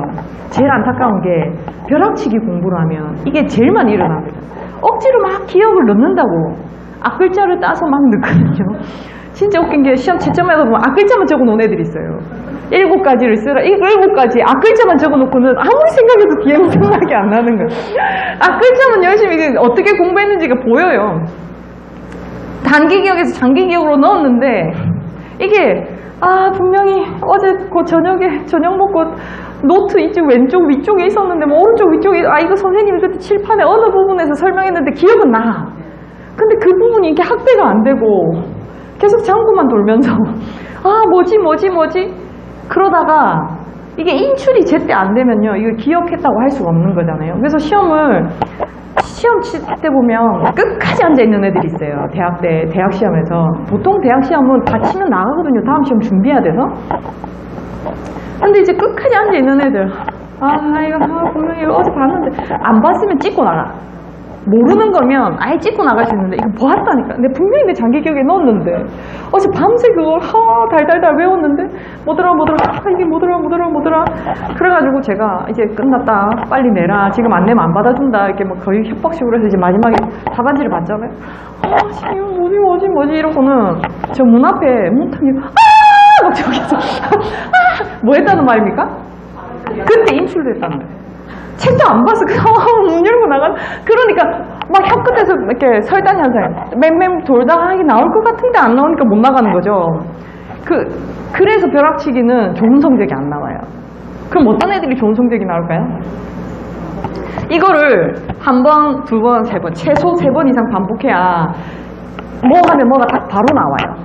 그러니까 영화를 한 번 보고 그때 그 주인공이 뭐더라 스토리가 뭐였지 이게 가물가물해진다잖아요. 근데 이게 한 번, 두 번, 세 번 이게 횟수가 반복되면 이게 이게 바로바로 인출이 되기 시작하죠. 이게 기억 정보하는 지금 정보가 처리되는 영역들이에요. 그러니까 우리 아이들이 이런 과정들을 통해서 생각이라는 걸 정리하고 기억하고 정보를 처리합니다. 우리 아이들에게 너무 과도한 작업을 주면 이 안에까지 못 와요. 아까 얘기했지만 벽장에 가득 책을 해놓으면 그게 너무 가하기 때문에 우리 아이들에게 정보로 들어오지 않습니다. 근데 책장이 없이 하얀 벽에 책이 한두 권만 딱 있으면요 그 책이 매주 바뀌어. 안 읽었는데 엄마가 도서관에서 또 바꿔놨어. 그러면 사실은 그 책은 볼 확률이 있어요. 근데 매번 똑같은 것이 책장에 가득 있을 때 아이들은 관심을 두지 않습니다. 실제로 관심이 적어요. 그래서 남의 집 책이 더 재밌어 보이고 우리 집에 있는 책은 똑같은 책도 들춰보지 않는 일들이 일어난다는 거예요. 정보, 이 단기 기억이라고 하는 게 자극 기억이라고 하는데 여기가 용량이 제한돼 있어서 무한정으로 받아들이지 않아요. 이것까지는 무한대거든요. 용량이. 이것도 무한대예요. 여기가 무한대가 아니어서 들어오는 자극 중에 일부만 여기로 넘기고 이것이 차곡차곡 저장되는데 여기서도 정리가 되지 않으면 사라집니다. 그래서 그 기억들을 계속 한 번씩 끄집어내서 다시 정리하고 요약하고 하는 것들이 실은 이 정보 처리 과정을 통해서 일어나는 거예요. 이렇게 아이들의 뇌발달이 일어나게 됩니다. 그래서 대뇌피질을 쓰게 만들려면 이게 이런 정보 처리 과정이 일어난다는 거 대뇌피질이 움직이는 거고요. 공부를 하는 것은 인지적인 대뇌피질이 움직여야 되고 그 다음에 만약에 엄마의 논리적인 설명이나 설득이 아이에게 먹히려면 대뇌피질이 움직여야 됩니다. 그러면 뭐부터 살피셔야 되냐면 지금 우리 아이가 나랑 논리적인 대화가 가능한가를 살피셔야 돼요. 우선 감정적으로 흥분되어 있다면 그 아이는 혼낸다고 해서 되는 게 아니죠. 가라앉혀줘야 됩니다. 건들면 안 되는 시기인 거예요. 문을 캉 닫고 들어갔을 때 엄마한테 화를 내는 게 아닙니다. 자기도 그렇게 문이 캉 닫힐 줄 몰랐는데 썽을 냈기 때문에 나올 수가 없는 상태일 수 있거든요. 그냥 덮어두셔야 되는. 그리고 자기가 어떻게든 그 방에서 살 수 없기 때문에 화장실을 가든 물을 먹으러 나올 때 그때 살피셔야 돼요. 미안한 게 있으면 미안하다고 얘기를 할까요? 못할까요? 못합니다. 아까 얘기했잖아요. 몰라서도 못하고요. 어떻게 해야 될지 모르고 겁나기 때문에 못할 수도 있습니다. 몰아세우지 말고 아이들과 소통할 때는 알려주셔야 됩니다. 아까 네가 문 캉 닫고 들어가서 엄마 너무 속상했어. 아무리 화가 나더라도 엄마한테 그렇게 안 했으면 좋겠는데 그 말을 하려면 그 감정이 수그러들어서 지발로 나왔을 때 살피셔서 얘기를 하시면 들어가요. 근데 야 임마 나와. 너 지금 문 캉 닫고 들어가. 어디? 이렇게 해서는 소통이 되지 않는다는 거죠. 그 뇌를 잘 살피시는 거예요. 우선 피곤한 만사가 피곤해서 책가방을 질질 끌고 들어온 아이들은 건들면 안 됩니다. 굉장히 피곤한 상태고요. 그냥 그때는 쉬게 해주고 뭐 좀 근육을 이완시켜주고 하는 것들이 굉장히 긴장 상태로 아이들이 살거든요. 아무것도 하는 것 없이 학교에서 자는 것만 같고 뭐 공부는 안 하는 것 같고 그래 보이지만 실제로 그 자체가 학교를 간다는 자체가 굉장히 피곤합니다. 그리고 하루 종일 그 여러 명의 선생님들 사이에서 살아남고 그 또래에서 살아남고 나온다는 것도 굉장히 어려운 일일 수 있어요. 그러니까 학교 간다는 것 자체를 놀러 가는 것처럼 생각하시면 안 돼요. 지가 가고 싶어 가는 애들이 없지 않습니까? 그러면 굉장히 따뜻하게 신체적으로 불편함이 없는지 정서적으로 불편한 감정은 없는지 그럼에도 불구하고 가르칠 게 있다면 3가지 이하로 가르치셔야 됩니다. 3가지 이상이 곤란합니다. 그래서 정말 인성을 제대로 가르치고 싶다면 아까 얘기했지만 제대로 교과를 가르치는데 뭔가 하나에 집중하셔야 됩니다. 국어면 국어. 그 다음 중학교쯤 되면 아까 얘기했지만 삐아제로 치면 형식적 조작기이기 때문에 이제는 수학적 논리적 사고력을 키워야 될 때거든요. 그럼 중학교 때는 사실 수학의 기초를 잡아주시는 게 좋아요. 근데 선생님 말만 듣고 국어만 했다가 중학교 때 갑자기 수학을 하면 어렵지 않습니까? 초등학교 6학년에서 중학교 1학년 시기에 초등학교 3학년, 4학년부터 아까 얘기했던 근접 발달 영역을 찾아서 그 아이가 잘 못하는 단원이 있어요. 도형이면 도형이고 분수면 분수고 그 파트를 다시 복습을 하면요. 4학년 때 배웠던 것만큼 시간이 걸리지 않습니다. 중1의 관점에서 초등학교 3학년, 4학년, 5학년, 6학년의 수학은 그때 내가 왜 그렇게 어려워했지? 이거 금방 되는 거였네? 왜냐하면 발달이 일어났기 때문에 훨씬 더 복습이 쉽게 갈 수 있거든요. 그렇게 도와주셔서 중학교는 사실 수학을 잡아주시는 게 그러니까 미리 땡겨서 수포자를 만들면 안 돼요. 수학을 초등학교 때 억지로 강요해서 수학 성격 따위는 안 배웠으니까 못하는 게 그닥 부끄럽지 않은 거야. 근데 너 돈 계산 잘 하잖아. 필요하면 다 할 거야. 근데 아마 그 개념이 현실적으로 와닿으면 굉장히 잘할 수 있어요. 저희 아들은 소수점 관련해서는 굉장히 잘했어요. 이유는 딱 하나입니다. 야구를 좋아했기 때문에 항상 투수의 투구율, 뭐 타자의 뭐 그런 것들을 다 할푼리로 배웠거든요. 몇 할 타자다, 몇 푼, 뭐 이거.